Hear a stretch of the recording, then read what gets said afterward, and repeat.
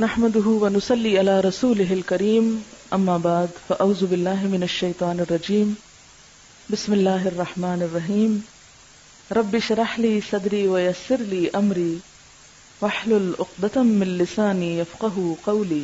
ہمارا دین جو ہے وہ ہمیں کچھ چیزوں کو اپنے اندر سے نکالنے کا حکم دیتا ہے اور کچھ چیزوں کو اپنے اندر لانے کا حکم دیتا ہے۔ تو ہم کیا چیز اپنے اندر سے نکال دیں؟ کسی کو ایذا دینا، کسی کو تکلیف دینا، اور خاص طور پر جو لوگ ہمارے آس پاس رہتے ہوں، ساتھ رہتے ہوں۔ ایذا یا تکلیف جو ہے زبان سے بھی ہوتی ہے اور ہاتھ سے بھی ہوتی ہے، یعنی باتوں سے بھی ایذا دی جاتی ہے، اور اس کے علاوہ انسان کچھ ایسے کام کرے یا ایسی حرکتیں کرے کہ جس سے دوسرے کو تکلیف پہنچے۔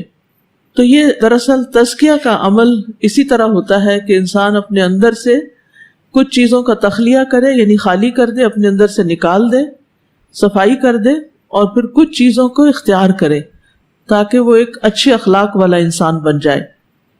یعنی نہ صرف یہ کہ بری عادتوں کو چھوڑنا چاہیے بلکہ فضائل کو اختیار بھی کرنا چاہیے، فضیلت والے کاموں کو، نیکی والے کاموں کو، بھلائی والے کاموں کو، فائدہ دینے والے کاموں کو اختیار کرنا چاہیے، تبھی دین مکمل ہوتا ہے۔